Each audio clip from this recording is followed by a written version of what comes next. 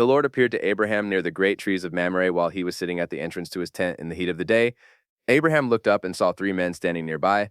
When he saw them, he hurried from the entrance of his tent to meet them and bowed low to the ground. He said, "If I have found favor in your eyes, my Lord, do not pass your servant by. Let a little water be brought, and then you may all wash your feet and rest under this tree. Let me get you something to eat so you can be refreshed, and then go on your way, now that you have come to your servant." "Very well," they answered, "do as you say." So Abraham hurried into the tent to Sarah. "Quick," he said, "get 3 seahs of the finest flour and knead it and bake some bread."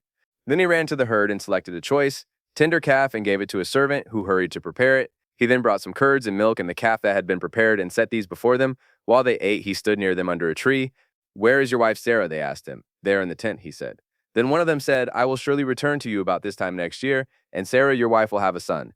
Now Sarah was listening at the entrance to the tent, which was behind him. Abraham and Sarah were already very old, and Sarah was past the age of childbearing. So Sarah laughed to herself as she thought, "After I am worn out and my Lord is old, will I now have this pleasure?"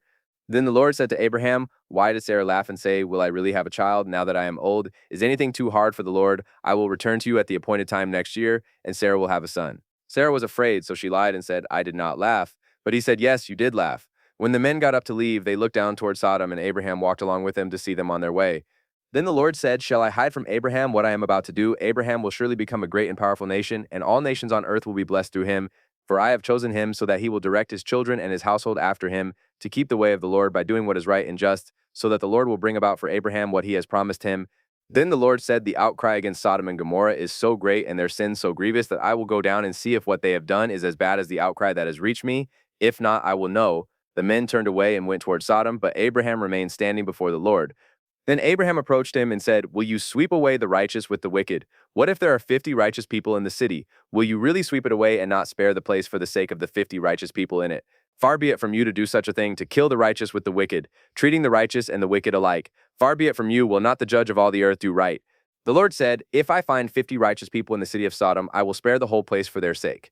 Then Abraham spoke up again. "Now that I have been so bold as to speak to the Lord, though I am nothing but dust and ashes, what if the number of the righteous is 5 less than 50?